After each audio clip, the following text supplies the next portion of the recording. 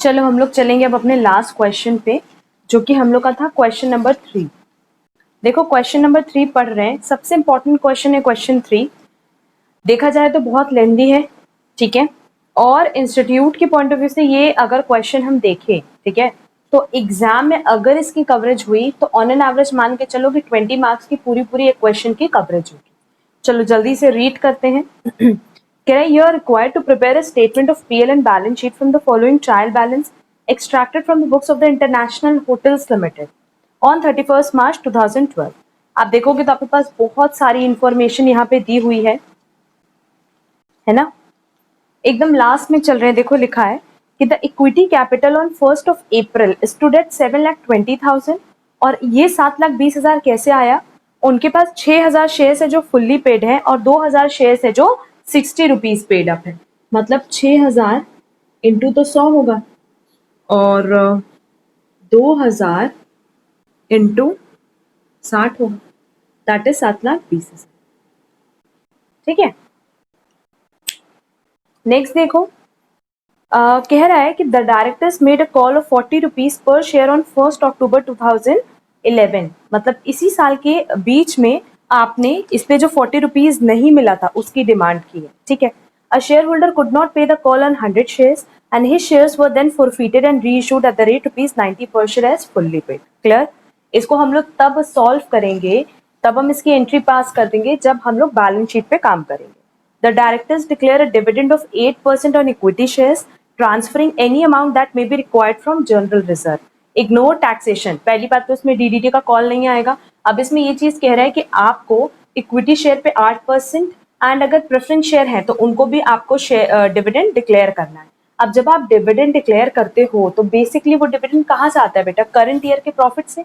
But कई बार क्या होता है कि करंट ईयर का प्रॉफिट हमें सफिशिएंट नहीं पड़ता है, तो वही कह रहा है कि अगर हमें करंट ईयर का प्रॉफिट सफिशिएंट ना पड़े फॉर डिक्लेरेशन ऑफ डिविडेंड, तो उस केस में कंपनी क्या करेगी? अपने जर्नल रिजर्व को यूज करेगी। ठीक है, चलो पहले हम लोग इस पर छोटा सा डिस्कशन कर लेते हैं। देखो ये कहा था कि 2000 पे कंपनी ने फर्दर 40,000 रुपए तो मांग लिए, सॉरी 40 रुपए मांग लिए, बट इसमें से 100 शेयर होल्डर्स ऐसे थे जिन्होंने पेमेंट नहीं किए, ठीक है, नहीं किया, बट बाद में ये शेयर्स क्या हो गए बेटा? री इशू हो गए और क्या माना जाएगा? Fully paid. तो सिंपली आप देखो ये 6,000 प्लस ये 2,000, ये तो पूरा पूरा फुल्ली पेड हो गया ना, दैट इज 8,000 इंटू 100, है कि नहीं? क्योंकि 100 लोगों ने, 100 शेयर होल्डर्स ऐसे थे जिन्होंने 40 रुपए नहीं दिया, तो भाई आपने उनका शेयर फोरफीट करके री इशू कर दिया। तो अल्टीमेटली हमारे लिए ये पॉइंट रेलेवेंट है ना कि पूरे के पूरे 8,000 शेयर्स अभी फुल्ली पेड है। तो टोटली कितना हो जाएगा बेटा? 8 लाख, और इसका 8% कितना हो गया? 64,000। ये क्या है? डिविडेंड है, ठीक है। और क्वेश्चन में देखो, क्या क्वेश्चन में मेरे पास प्रेफरेंस डिविडेंड है क्या? अगर हम लोग देखें तो क्वेश्चन में हमारे पास प्रेफरेंस शेयर्स भी हैं। कितनी? 5,000 इंटू 100 इंटू 6%, ठीक है। तो ये कितना हो जाएगा? 30,000। तो टोटल हमारा डिविडेंड कितना डिस्ट्रीब्यूट होना है? 94,000। ये पॉइंट होपफुली सबको क्लियर होगा, ठीक है। तो पहले अब हम लोग किस पे बात कर लेंगे? सबसे पहले हम लोग पीएल बनाएंगे और उसके बाद बैलेंस शीट की तरफ चलेंगे। चलो पीएल का फॉर्मेट हम सबको पता है कैसे बनता है, बट इस क्वेश्चन में देखो बहुत सारी चीजें दी हुई हैं, थोड़ा बहुत हम लोग स्टार्टिंग से देख लेते हैं। देखो परचेजेस में वाइन्स दिया है, सिगार्स दिया और फूड स्टफ दिया है। अगर होटल के पॉइंट ऑफ व्यू से बात करें तो वो वाइन सिगार तो परचेज करके बेचेंगे, भाई वाइन्स और सिगार्स बना करके तो कोई बेचता नहीं है। बट फूड स्टफ्स की बात करो, अब होटल है तो वो बना करके ही बेचेगा, खरीद करके तो बेचेगा नहीं, ठीक है। तो यहाँ पे मैन्युफैक्चरिंग वाली बात भी आएगी और ट्रेडिंग वाली बात भी आएगी। वेजेस सैलरीज तुम्हारा क्या हो जाएगा? Employees benefit expenses, rent rate, taxes, laundry, coal and fire wood, ये सब तो सब अदर एक्सपेंसेस में चला जाएगा, ठीक है मैम। आगे कैरेज, कूलिएज, ठीक है, सन्ड्री एक्सपेंसेस, ये सब किस में चला जाएगा बेटा? अदर एक्सपेंसेस में। बट देखो अब यहाँ पे हमारे पास एडवर्टाइजिंग भी दिया हुआ है। अगर हम बात करते हैं एडवर्टाइजिंग की, रिपेयर्स तो चलो अदर एक्सपेंसेस का पार्ट है, बट अगर हम लोग बात करते हैं एडवर्टाइजिंग की, तो क्या एडवर्टाइजिंग अदर एक्सपेंसेस का पार्ट बनेगा? ना, वो बनेगा सेलिंग एंड एडमिनिस्ट्रेशन ओवरहेड का पार्ट, या सेलिंग एंड एडमिनिस्ट्रेशन एक्सपेंसेस बोल सकते हैं, ठीक। इसके बाद अगर आप क्वेश्चन में देखोगे तो आपके पास रेंट ऑफ रूम दिया है, बिलियार्ड दिया है, मिसलेनियस रिसीट्स दी है, डिस्काउंट रिसीप्ट दिया है, ट्रांसफर फीस दिया है। तो basically rent of rooms and billiard की अगर बात करें तो ये तो तुम्हारे पास क्या हो गया, अगर होटल है तो होटल वालों का तो ये मेन सर्विस हो गई ना एक तरह की। अगर तुम होटल की बात करो तो होटल बेसिकली क्या करता है, चाहे तो कुछ खाने का बना करके बेचेगा, चाहे लोगों को रूम की सर्विस प्रोवाइड करेगा। तो ये सारी चीजें कहाँ जाएंगी, सेल्स में। बट अगर हम लोग बात करते हैं मिसलेनियस रिसीट्स की, डिस्काउंट रिसीप्ट की या ट्रांसफर फीस की, तो ये कहाँ आएगी बेटा, मिसलेनियस इनकम में। ठीक है, और तो ऐसा कुछ खास दिया नहीं है। हाँ, एक और डिस्कशन हमें करना है। यहाँ पे देखो लिखा है कि inventory on hand, opening inventory wines, cigarette, cigars and food stuff की दी है। तो पहले हमने बोला वाइन, सिगरेट एंड सिगार को हम कैसे ट्रीट करेंगे कि हमने उसको खरीदा है, बेचा है, तो ट्रेडिंग पार्ट हो गया। एंड फूड स्टफ हमने बना करके बेचा होगा। तो आप लोगों को याद होगा हम जब पीएल बताए थे तो हमने कहा था cost of raw material consume, purchase of SIT and change in inventory, याद है हमने ये 3 पॉइंट्स बताया था। तो यहाँ रॉ मटेरियल कंज्यूम्ड किसके लिए हो जाएगा, फूड स्टफ हो गया ये, क्योंकि बना करके बेच रहे हैं। एसआईटी ये किसका हो गया, ये हो गया तुम लोगों का वाइन्स, सिगार्स, और ये भी हो गया वाइन, सिगार्स। क्लियर, चलो अब करते हैं क्वेश्चन, उसके बाद सारा ट्रीटमेंट इसमें लिखते जाएंगे।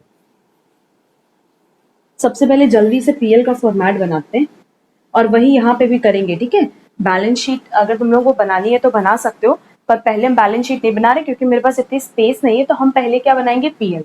उसके बाद हमने पहले तुम लोग को बता दिया था कि एक पेज तुम लोग छोड़ दोगे किसके लिए, पूरा पूरा बैलेंस शीट के लिए। नेक्स्ट पेज पे जो हम पीएल ड्रॉ कर रहे हैं वो ड्रॉ करना। उसके बाद कम से कम 2 पेज छोड़ना किसके लिए, नोट्स टू अकाउंट। किसका notes to account, balance sheet का। एंड जो पीएल का नोट्स टू अकाउंट होगा बिना उसकी नंबरिंग के हम नोट डाउन कर देंगे। एंड जब हम बैलेंस शीट बना लेंगे तो फिर हम आकर के इसको कनेक्ट करेंगे। क्लियर है, ठीक है, ठीक है। चलो आ जाओ, कंपनी का नाम देखते हैं, दिया है क्या कुछ, international hotels limited.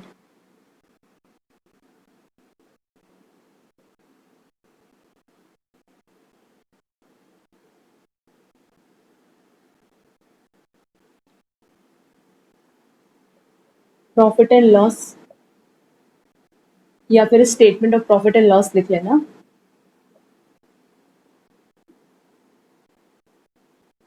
Year ended क्या है देखो जल्दी से, ईयर एंडेड है 31 मार्च 2012।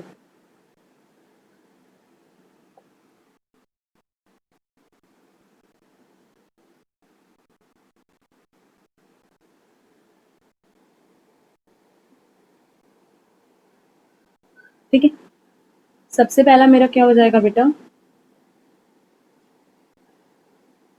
Revenue from operations. दूसरा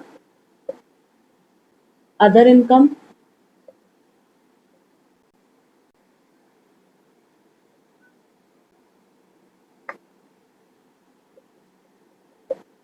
टोटल रेवेन्यू, और टोटल रेवेन्यू कैसा आएगा, फर्स्ट प्लस सेकेंड। ठीक, फिर फोर्थ एक्सपेंसेस। एक्सपेंसेस की बात करें तो हमने पहले ही बताया कि इसमें cost of raw material consumed आएगा। इसके अलावा परचेजेस ऑफ एसआईटी आएगा, that is stock in trade. इसके अलावा चेंज इन स्टॉक आएगा, ये तो आएगा ही आएगा। एम्प्लॉयज बेनिफिट एक्सपेंस हमने देखा है, और क्या देखा था, इसके अलावा फाइनेंस कॉस्ट होता है, लिख देते हैं, होगा तो ठीक, नहीं होगा तो भी ठीक। ठीक, डेप्रिसिएशन एमोटाइजेशन अगर हुआ तो ठीक, नहीं हुआ तो डिलीट कर देंगे लास्ट में। अच्छा, अदर एक्सपेंसेस तो यहाँ है ही है जो हमने दिखाया भी, बट इसके अलावा भी एक और एक्सपेंस है, selling and distribution expenses. Clear, तो फिर इसको टोटल करोगे तो ये जो टोटल आएगा,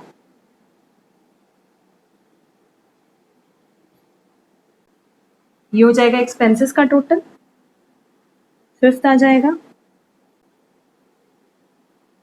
profit before tax, third minus fourth, और लास्ट में एकदम क्वेश्चन के लास्ट में पहले ही बोल दिया था इग्नोर टैक्सेशन। तो जो प्रॉफिट बिफोर टैक्स है वही प्रॉफिट आफ्टर टैक्स भी हम लोग मानेंगे। ठीक है, चलो अब नोट्स टू अकाउंट्स बना रहे जल्दी जल्दी।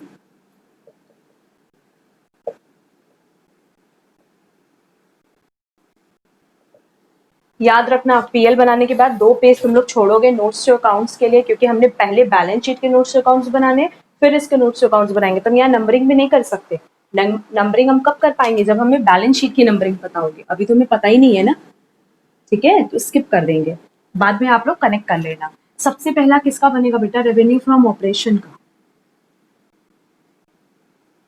अब आप लोग बोलोगे मैम रेवेन्यू फ्रॉम ऑपरेशन का बनाने की क्या जरूरत है, तो हमने स्टार्टिंग में ही डिस्कस किया।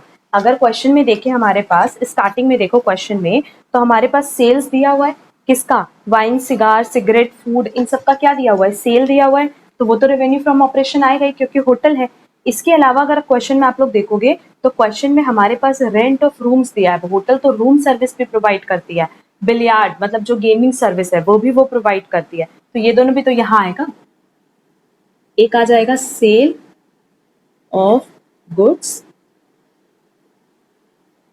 सेल ऑफ गुड्स में देखो क्या क्या चीजें हैं, बस कॉपी कर लो, वाइन्स, सिगार्स, फूड स्टफ, कितना कितना है, 45,800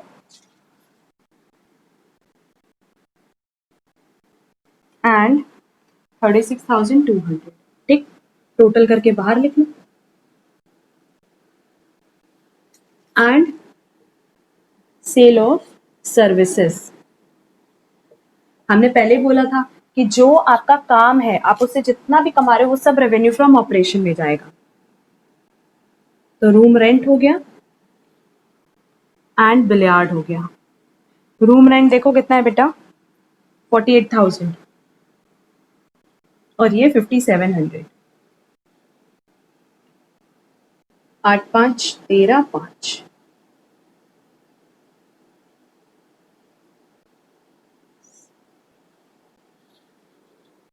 ठीक, समझ में आया। जितनी चीजें हमने करा दी उसको हम क्या करेंगे, जल्दी जल्दी टिक कर लेंगे। ये फर्स्ट था, सेकंड अदर इनकम, जितनी भी चीजें बची हैं वो सब अदर इनकम में डाल दें। जैसे देखो मिसलेनियस रिसीट है, डिस्काउंट रिसीव्ड है, और ट्रांसफर फीस है।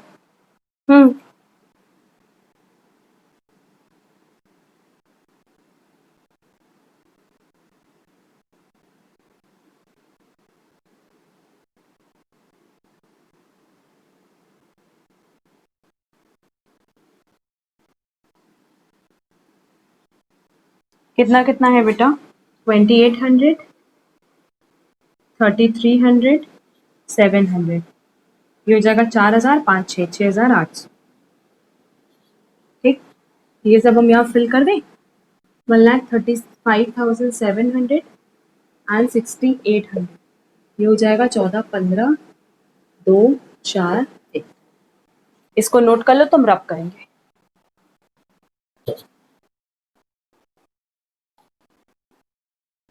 चलो नोट हो गया।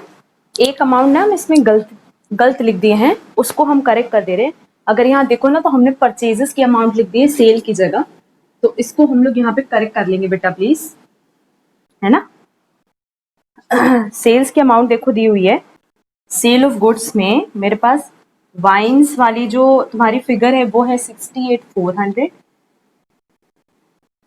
और फूड स्टफ की फिगर है 57,600। ये कितना हो जाएगा बेटा, 0 0 0 16 एंड 12, है ना। ये हो जाएगा 700 9 7। ठीक, 179,700।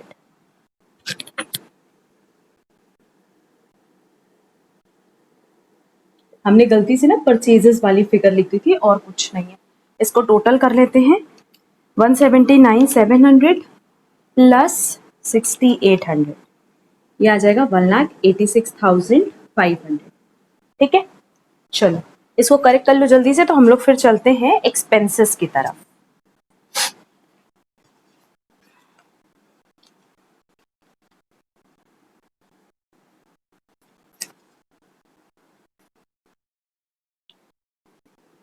रब कर रहे हैं, नंबरिंग हम नहीं की, हम बार बार कह रहे हैं नंबरिंग अभी आप लोगों को करनी होगी, हम बाद में बता देंगे, तो नंबरिंग कर लेना, ठीक है। चलो अब एक्सपेंसेस पे चलते हैं जल्दी से। इन तीन पे अगर बात कर ले, raw cost of raw material consume, purchases of SIT and change in stock, तो हम पहले बता चुके हैं कि जो आप खरीद करके बेच रहे हो उसको परचेज ऑफ एसआईटी में दिखाना एंड चेंज इन स्टॉक में दिखाना, और जो आप बना करके बेच रहे हो उसको cost of raw material consume में दिखा देना। तो cost of raw material consume में खुद सोचो क्या आएगा, फूड स्टफ आएगा, क्योंकि होटल है भाई तो वो बाहर से मंगवा करके तो आपको देगी नहीं खाने के लिए। तो सीधे सीधे opening stock of food stuff plus purchases of food stuff minus closing stock of food stuff. ये पूरा कॉन्सेप्ट हमने पहले भी डिस्कस किया हुआ है स्टार्टिंग की क्लास में, तो हमें नहीं लगता यहाँ पे किसी को कोई दिक्कत होगी। देखो अच्छे से ढूंढ लेना figure, purchases of food stuff की फिगर क्या दी हुई है बेटा, 36,200। विद इन कॉलम लिख रहे हैं? नहीं, चलो बाहर ही लिख रहे हैं, कोई दिक्कत नहीं है। ओपनिंग स्टॉक देखो फूड स्टफ का दिया था जहां तक हमें याद है, हाँ 5260, एंड क्लोजिंग स्टॉक एकदम लास्ट में देखो, क्लोजिंग स्टॉक दिया हुआ है फूड स्टफ का 16,400। ठीक, इसको टोटल कर लेते हैं जल्दी से।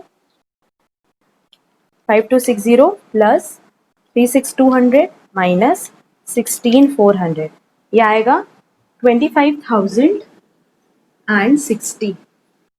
ठीक, परचेजेस ऑफ एसआईटी, तो यहाँ परचेजेस ऑफ एसआईटी लिखेंगे, बट एसआईटी में किस चीज का परचेज किया होगा, वाइन्स का, सिगार्स का एंड सो ऑन। इसका भी परचेजेस दिया था ना फूड स्टफ के परचेजेस के साथ, तो फूड स्टफ का परचेजेस जहां दिया है, हाँ उसके ऊपर देखो 45,800 की फिगर इसकी दी है, तो ये तो डायरेक्ट लिख देंगे। And last is change in stock.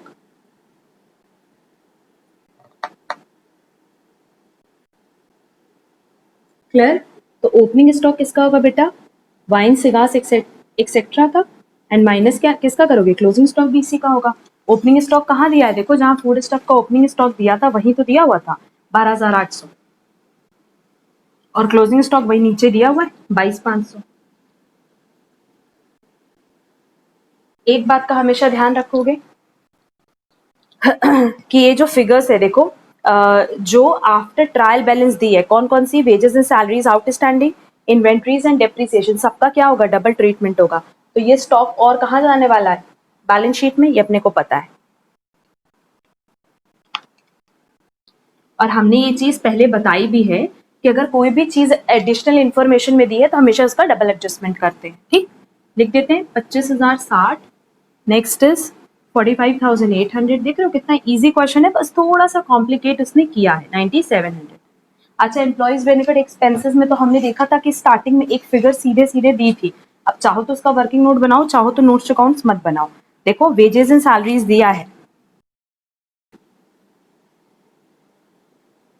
Wages and salaries है ना, कितना दिया है वेजेस एंड सैलरीज, देखो टिक करते जाना, बार बार कह रहे नहीं तो कुछ ना कुछ गलती करोगे ही, जैसे हम भी कर ही देते। 28,300। बट अभी देखो जब हमने क्वेश्चन रीड किया था और हमने बोला था एडिशनल इन्फॉर्मेशन में कुछ चीजें दी हैं, तो एडिशनल इन्फॉर्मेशन में आउटस्टैंडिंग भी दिया था। तो आउटस्टैंडिंग वेजेस एंड सैलरीज क्या करते बेटा, हमेशा ऐड करते हैं, क्योंकि ये भी इसी साल का खर्चा होता है। 1280, ये कितना हो जाएगा, 29,580।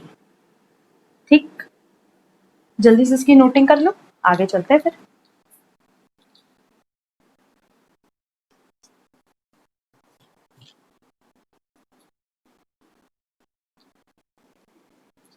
हो गया? अब चलेंगे किसकी तरफ बेटा, फाइनेंस कॉस्ट। और हमने बताया फाइनेंस कॉस्ट मतलब जब हम मार्केट से कोई लोन लेते हैं मैम, तो उस पर हम जो भी इंटरेस्ट पे करते हैं वो हमारा फाइनेंस कॉस्ट हो जाता है। सही बात? तो देख लेते हैं क्वेश्चन में ऐसा कुछ दिया है क्या। क्वेश्चन में देखो क्या ऐसा कुछ दिया है। सबसे पहले मेरे को डिबेंचर्स दिख गया, बैंक लोन वगैरह कहीं दिया है? नहीं मैम, बैंक लोन नहीं दिया है। बट अब क्वेश्चन में देखो कि इस डिबेंचर पे जो इंटरेस्ट पे करना है उसके लिए भी कहीं कुछ मेंशन नहीं है, कहीं पे भी इंटरेस्ट ऑन डिबेंचर नहीं दिया। इसका मतलब इंटरेस्ट ऑन डिबेंचर क्या हो जाएगा, पूरा पूरा आउटस्टैंडिंग। कितनी फिगर है, 2 लाख की, उस पर 6% 12,000। देखो हम यहाँ क्या लिख रहे हैं, आउटस्टैंडिंग इंटरेस्ट ऑन डिबेंचर्स। ठीक, वो भी कितना, 2 लाख का 6%, कितना हो जाएगा बेटा, 12,000। ठीक है, नेक्स्ट हमने क्या लिखा है, डेप्रिसिएशन वो भी एडिशनल इंफॉर्मेशन में दिया हुआ है, पहले ही हमने बता दिया था। देखो फर्नीचर फिटिंग्स है, उस पे कितना दिया है बेटा 5%। एंड लैंड एंड बिल्डिंग पे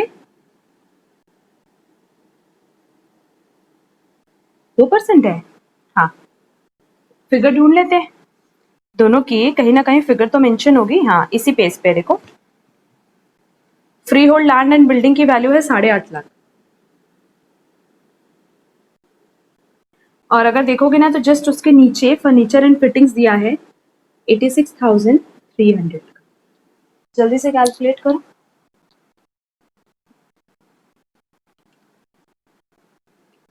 ये आएगा 4315, 17,000।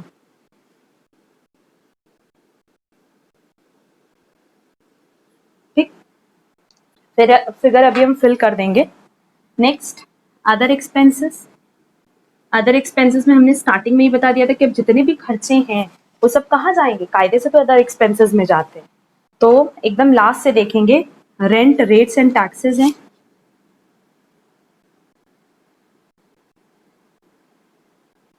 कितना है बेटा रेंट, रेट, टैक्सेस? 8900 है।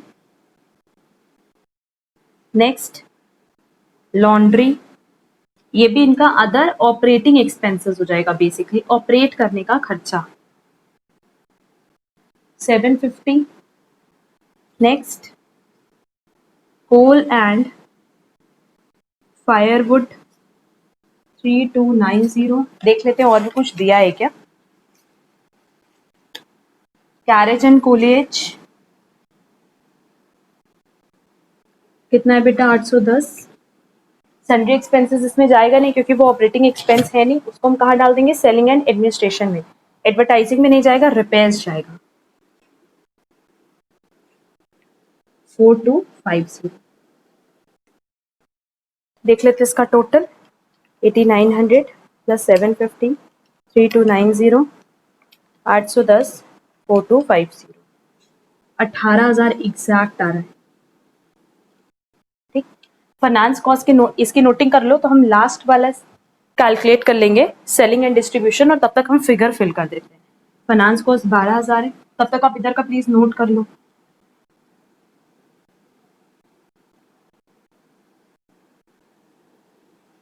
करो जल्दी से नोट, और इसको यहाँ करेक्ट कर लेना, ये अदर ऑपरेटिंग कर लो, ठीक है, ज्यादा एग्जैक्ट ये रहेगा, अदर ऑपरेटिंग एक्सपेंसेस।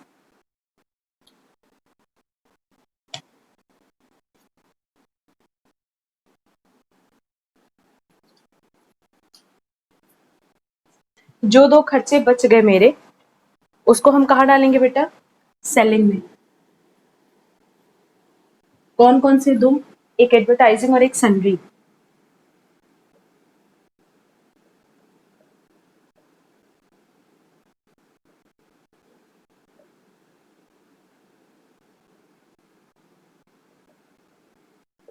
एक हो गया सेलिंग और एक हो गया सन्ड्री, एडवर्टाइजिंग है, सॉरी। अब देखो सन्ड्री एक्सपेंसेस कितना है, 5840 है, एंड एडवर्टाइजिंग कितना है, 8360। ठीक है,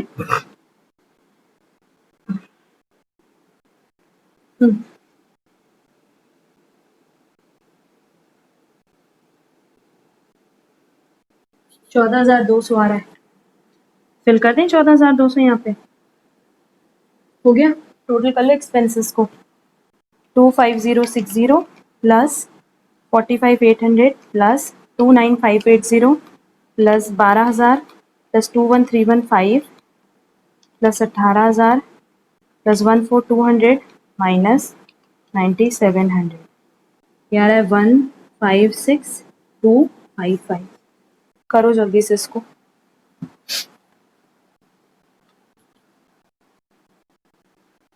ये हो गया, और देख लेते क्वेश्चन में कहीं कुछ दिया है क्या है स्टार्टिंग से, अगर कुछ भी और दिया है तो वो भी यहाँ मेंशन करेंगे। स्टार्टिंग से देखो, अब इधर फर्स्ट पेज पे तुम्हारा सब बैलेंस शीट आइटम बच गया, एंड सेकंड पे भी देखो, सेकेंड पे एक फिगर हमारी दिख रही है प्रिलिमिनरी एंड फॉर्मेशन एक्सपेंसेस, तो इसको हम अदर एक्सपेंसेस की हेडिंग बना के डाल दे रहे हैं, ठीक है, other expenses.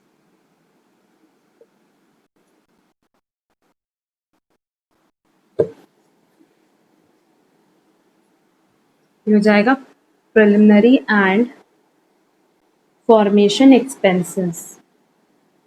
Preliminary and formation expenses कितना है बेटा? 8,000।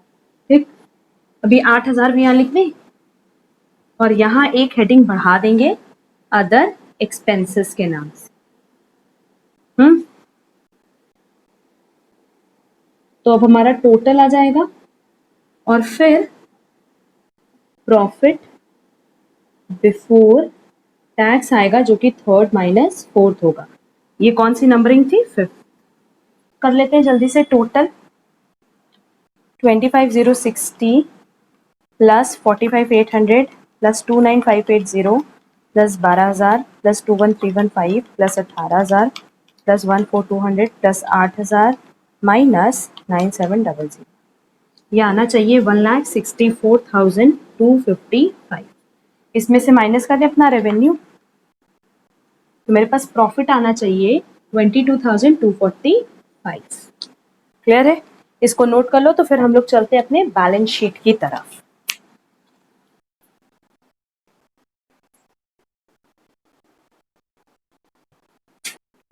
चलो अब हम लोग चलेंगे बैलेंस शीट की तरफ जल्दी से। और हमने पहले ही बोला कि जो जो आइटम होता जाएगा सबको प्लीज टिक कर लेना। तो अब सिर्फ बैलेंस शीट आइटम बचे होंगे और कुछ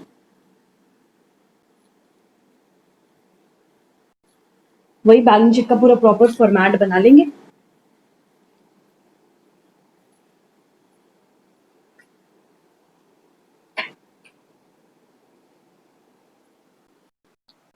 चलो पहले क्या करेंगे, बैलेंस शीट बनाने के लिए क्वेश्चन को ऊपर ऊपर से रीड कर लेंगे, समझ आ जाएगा कि क्या क्या चीजें इसमें आनी है ना।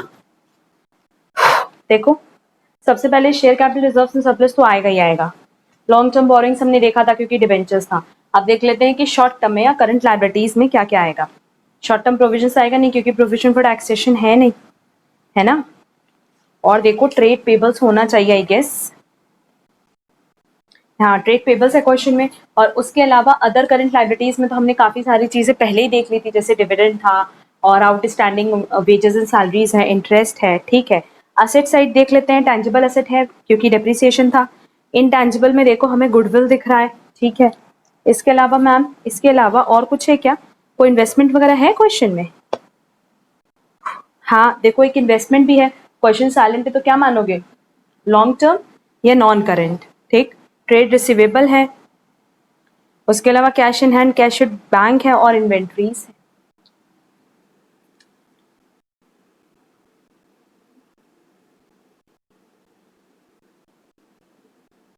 बैलेंस शीट कुछ रह जाएगा तो बाद में ऐड कर सकते हैं अपने, और अगर कुछ एक्सेस हो गया तो डिलीट कर देंगे,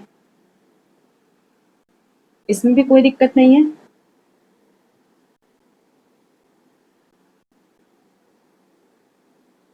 इक्विटी एंड लाइबिलिटीज, इसमें पहला क्या हो जाएगा बेटा? शेयर होल्डर्स फंड में क्या क्या आ जाएगा? Share capital, reserves and surplus. अब यहाँ जब नंबरिंग हो जाएगी तो फिर पीएल में जाकर के वापस से नंबरिंग करेंगे। ये कौन से पेज पे लिख रहे हो? फर्स्ट पेज पे लिखना, यानी कि पीएल के पास शुरू कर दिए। ये फर्स्ट पेज पे लिखेंगे जो स्किप कराया था। फिर बी नॉन करेंट लाइबिलिटीज में क्या आएगा? Long term borrowings. C current liabilities में एक हमने देखा ट्रेड पेबल्स मिला था हमें, और अभी फिलहाल अदर करके छोड़ दे रहे हैं। देखते हैं अगर कुछ होगा तो वापस से यहाँ आकर के एड ऑन कर लेंगे, क्योंकि प्रोविजन में बेसिकली शॉर्ट टर्म प्रोविजन में क्या आता है? प्रोविजन फॉर टैक्सेशन, और वो है नहीं इस क्वेश्चन में।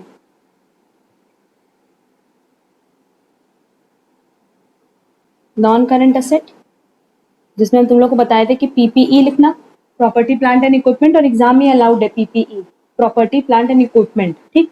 तो ऐसे PPE शॉर्ट में लिख सकते हैं। तुम लोग हमेशा पूछते हो ना कि मैम ये लिखे ना लिखे, लिख सकते हैं। एक हो गया टैंजिबल एसेट जिसमें बिल्डिंग फिक्चर्स हैं, और एक हो गया इनटैंजिबल क्योंकि मैं गुडविल भी दिखा है। ठीक, बी हो गया मेरा नॉन करेंट इन्वेस्टमेंट, क्योंकि अगर क्वेश्चन साइलेंट है तो हम क्या मानते हैं बेटा, लॉन्ग टर्म। ये हो गया, ये तो ए में ही है ना, बी करंट एसेट, इसमें मेरे को स्टार्टिंग में इन्वेंट्रीज दिखा, मेरे को ट्रेड रिसीवेबल्स दिखा, कैश इक्विवेलेंट दिखा, और तो मेरे को बैलेंस शीट में कुछ समझ नहीं आया। अगर कुछ होगा तो हम वापस से यहाँ एड ऑन करेंगे। क्लियर? चलो जल्दी से चले नोट्स अकाउंट्स पे। आप देखो ये नोट्स अकाउंट्स कहाँ लिख रहे हो, जो पीएल के बाद 2 पेज छोड़ा है वहां लिखोगे। ठीक है, पहला शेयर कैपिटल। अब शेयर कैपिटल के लिए देख लेते हैं। स्टार्टिंग में देखो क्वेश्चन के ऑथराइज्ड भी दिया है एंड सब्सक्राइब्ड भी दिया है। ऑथराइज जो बोला है वो तो एज इट इज लिख सकते हैं, उसमें तो अपना कोई प्रॉब्लम ही नहीं है।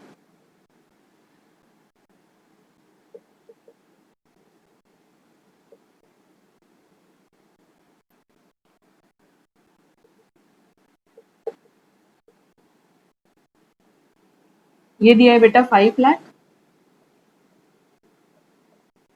10 लाख, इसमें कोई दिक्कत नहीं मैम, इसमें कोई दिक्कत नहीं है। और इसका हमें फर्दर कैलकुलेशन कहाँ शो करना होता है, कहीं भी नहीं। ठीक,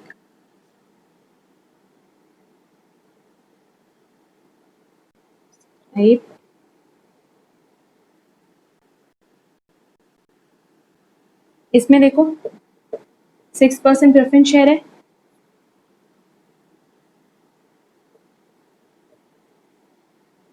ऑफ 100 ईच।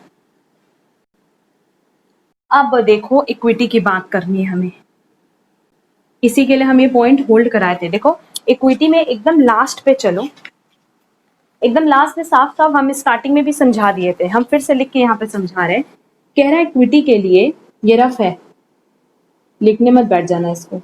6,000 तो पूरा पूरा फुल्ली पेड है ना, पर जो 2,000 था उस पे 40 का पेमेंट हुआ था, तो ऐसे करके कितना हो जा रहा था, 7,20,000। बाद में कंपनी ने इनसे बाद में कंपनी ने इनसे 40 रुपए की और डिमांड की। ठीक है, तो जब 40 रुपए की डिमांड की तो 80,000 होना चाहिए, बट इसमें से 100 लोगों ने पेमेंट नहीं किया, तो 100 लोगों का शेयर फोरफीट हो गया। जब 100 लोगों का शेयर फोरफीट हुआ होगा तो हमने क्या किया होगा, माइनस कर दिया होगा 1,000, है ना। फोरफीट में क्या करते, पूरा शेयर कैंसिल कर देते, बट री इशू भी हो गया। री इशू हुआ तो 90 पे, बट माना क्या गया है कि वो फुल्ली पेड है।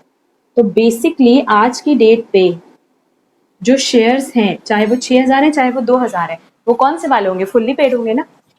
क्योंकि अगर 100 ने पेमेंट नहीं भी किया था तो उनसे छीन के, फोरफीट करना मतलब शेयर छीनना, वो छीन करके तुम किसी और को री इशू कर चुके हैं। तो बेसिकली अगर इक्विटी शेयर की बात करें तो इक्विटी शेयर कितना है, 8,000 शेयर्स ऑफ ₹100 ईच। क्लियर है? हाँ मैम क्लियर है। इसमें आज सच हमें नहीं लगता कि किसी को भी कोई दिक्कत होगी। ठीक, ये हो गया मेरा फर्स्ट। अब सबसे इंपॉर्टेंट है रिजर्व्स एंड सरप्लस, उसको नोट कर लो, पूरा पूरा हमें ये पेज चाहिए होगा, इसको जल्दी से नोट करो।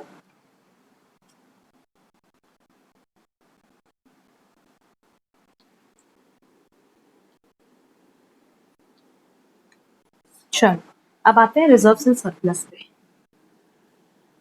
वही इस पूरे क्वेश्चन में अगर देखा जाए ना तो एक टॉपिक था डिस्कस करने वाला।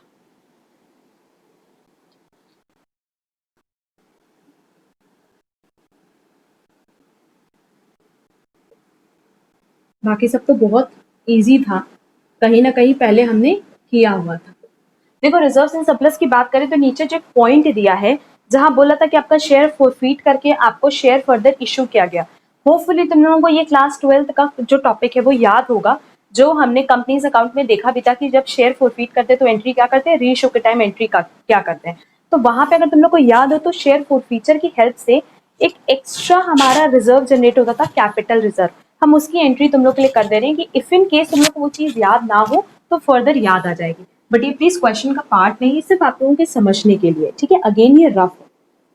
देखो जब हम लोग किसी से शेयर छीनते थे तो एंट्री होती थी शेयर कैपिटल अकाउंट डेबिट। कितने से हो जाएगी ये, 100 शेयर है और एक शेयर 100 का है, ठीक। तो ये हो जाएगा मैम 10,000। टू, जितना पैसा नहीं मिला वो लिखते थे, टू शेयर कॉल, 40 रुपए नहीं मिला 100 पे।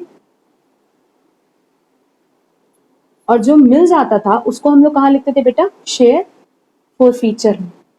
क्योंकि खुद सोचो कि कंपनी को ये जो पैसा मिला 60 रुपए, ये कंपनी के लिए क्या हो गया बच्चे, फायदा हो गया ना, क्योंकि कंपनी आपको लौटाने तो वाली नहीं है, तो कंपनी के पास ये एक्स्ट्रा पैसा पड़ा है। किस शेयर का, ये 100 शेयर का। अब कंपनी ने यही शेयर फर्दर इशू कर दिया मार्केट में। 100 शेयर है, 90 पे इशू किया है, बट दिखाना कैसे है, फुल्ली पेड। फुल्ली पेड मतलब दिखाएगी कि 10,000 से ही शेयर बढ़ा है। तो इसका मतलब जो मेरा 10 रुपए का डिस्काउंट था वो हम क्या करें, अपने प्रॉफिट में से ही तो हम उसको सेट ऑफ करेंगे। ये हो गया 9,000, ये हो गया 1,000। खुद सोचो, अगर तुम्हारे पास एक शेयर था, तुमने हमें उसके लिए 60 रुपए का पेमेंट कर दिया है, ठीक। अब क्योंकि तुम 40 रुपए का पेमेंट नहीं कर पा रहे तो हमने तुमसे शेयर छीना और किसी थर्ड पार्टी को इशू कर दिया। ये जो तुम्हारा वाला 60 रुपए है वो तो कंपनी का फायदा है ही है, और कंपनी को वहां से भी तो 90 रुपए मिल रहा है। तो कंपनी क्या करेगी कि इस 60 रुपए में से ही अपना 10 रुपए को सेट ऑफ कर देगी। तो देखो 6,000 आया, 1,000 रुपए का नुकसान है, तो इस शेयर फोरफीचर को हम कहाँ ट्रांसफर कर देते हैं, कैपिटल रिजर्व में। और कितना ट्रांसफर करेंगे, 6,000 माइनस 1,000,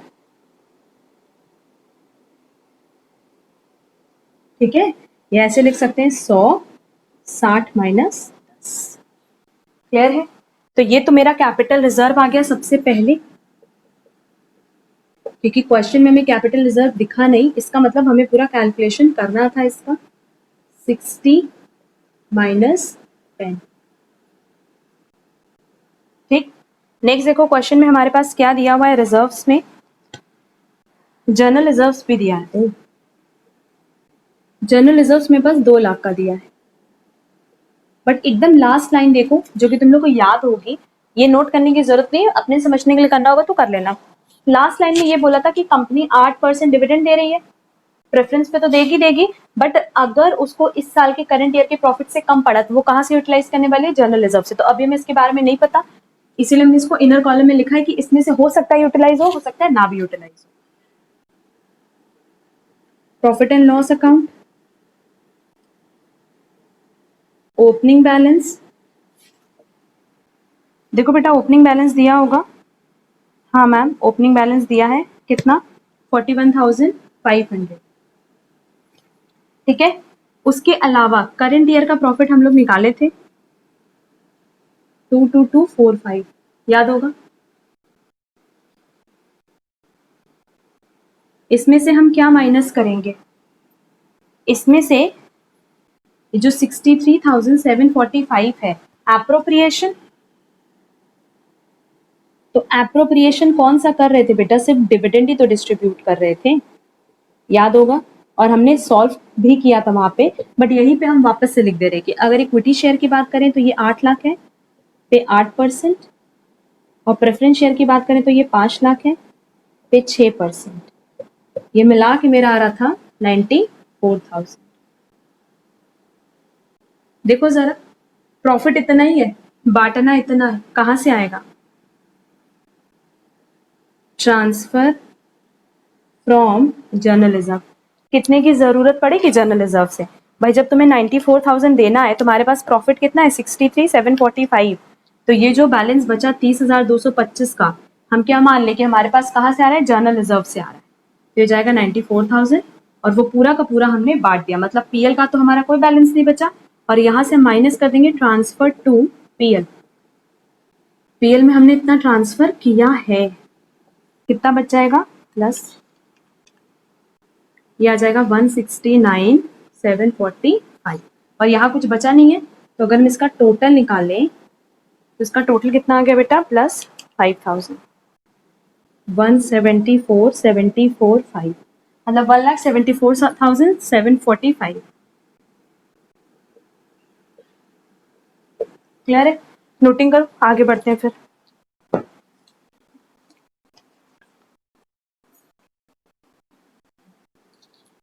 चलो आगे।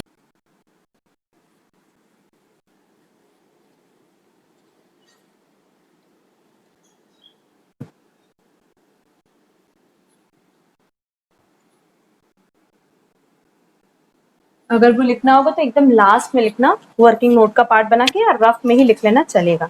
अब आओ लॉन्ग टर्म बोरोइंग्स पे, जिसमें क्या दिया था, 6% डिबेंचर्स, और तो कुछ दिया नहीं था, 2 लाख का, खत्म।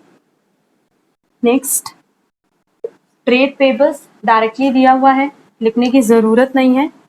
अदर करंट लायबिलिटीज, अब अदर करंट लायबिलिटीज में सबसे पहले तो डिविडेंड पेबल हो जाएगा। इसमें हमें क्या करना था, टैक्स इग्नोर करना था, इसीलिए हमने डीडीटी नहीं लिया, ठीक है, नहीं तो डीडीटी भी लेते। ये हो गया बेटा इक्विटी शेयर का और प्रेफरेंस शेयर।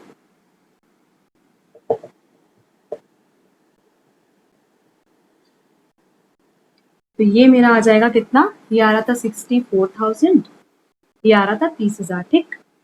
इसके अलावा याद होगा कि हमारे पास आउटस्टैंडिंग वेजेस एंड सैलरीज था, जिसका 2 ट्रीटमेंट होना था, और एक आउटस्टैंडिंग इंटरेस्ट ऑन डिबेंचर्स था, जो हमने ऊपर लिखा है, क्योंकि विद इन ट्रायल बैलेंस तो कहीं दिया नहीं था। और वेजेस सैलरीज कितना है बेटा, 1280। तो ये टोटल कितना हो जाएगा, 94। टोटल कर लेंगे इसको, ये हो जाएगा 94 प्लस 1280 प्लस 12,000, 1,07,280 लिख देते। ये 4 है ना, 1,07,280, ऊपर की figure 2 lakh, and trade payables लिख लेंगे, और उसके बाद याद रखना कि उसको टिक कर देंगे, ट्रेड पेबल्स को, कितना है 42,000। टोटल कर लेते हैं इधर का,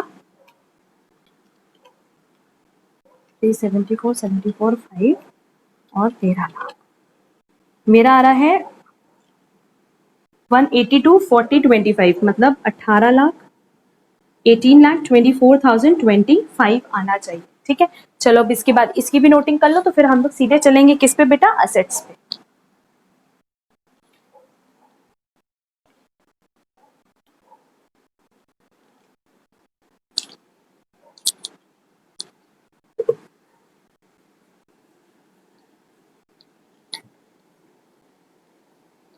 असेट्स में अब कुछ खास बचा नहीं है, जो था वो तो हम लोग का कंप्लीट हो गया। नंबरिंग कौन सी है, 5। टैंजिबल असेट, इसमें सिर्फ अपने को किसका एडजस्टमेंट करना है, जो हमने डेप्रिसिएशन दिया था, तो 2 बार डेप्रिसिएशन का डबल मतलब हम इम्पैक्ट दिखाते हैं ना, 2 जगह उसका एडजस्टमेंट होता है। पहला था फर्नीचर,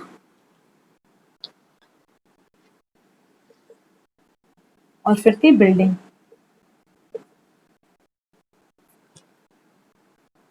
फर्नीचर है, नहीं, बिल्डिंग है 8.5 लाख,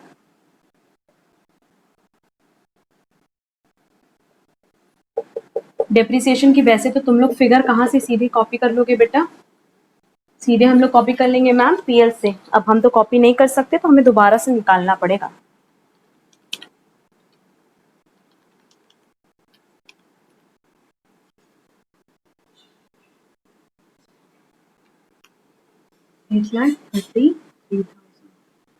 और ऊपर वाले का 5% है,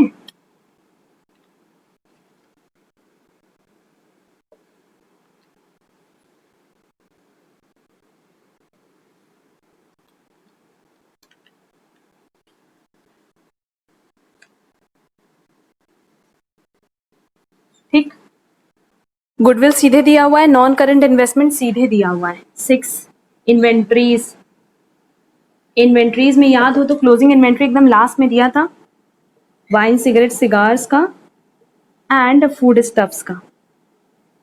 तो यहाँ पे तो हम लोग क्या लिखते हैं बेटा, क्लोजिंग स्टॉक लिखते हैं ना, यहाँ तो ओपनिंग स्टॉक से कोई मतलब होता नहीं है। तो 22,500 हो गया और 16,400 हो गया, टोटल हो जाएगा 00983। क्लियर। ट्रेड रिसीवेबल अगेन सीधे सीधे दिया है तो स्किप करते। Cash and cash equivalent direct लिख देंगे, और क्या, ट्रेड रिसीवेबल को डायरेक्ट लिख देंगे। कैश कैश इक्विवेलेंट में देखो, कैश इन हैंड है, कैश विद बैंकर्स है।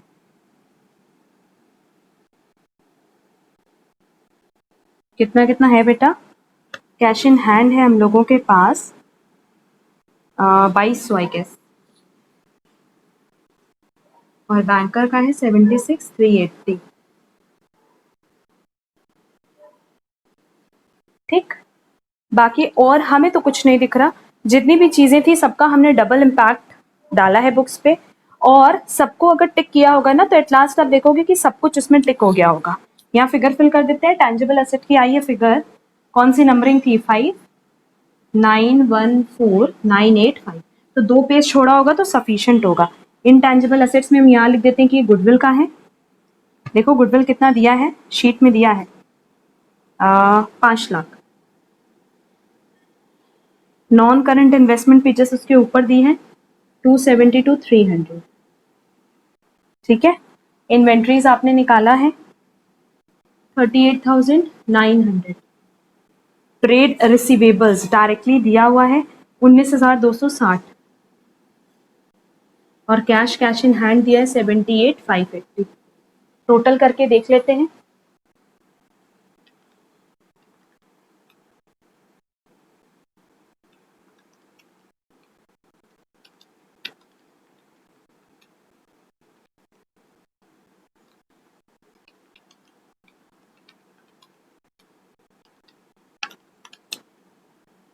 सेम आ रहा है 18,24,025। ना दिखे तो यहाँ देख लेना, सेम फिगर आ रही है मेरी 18,24,025। ठीक है, जल्दी से इसको नोट कर लो।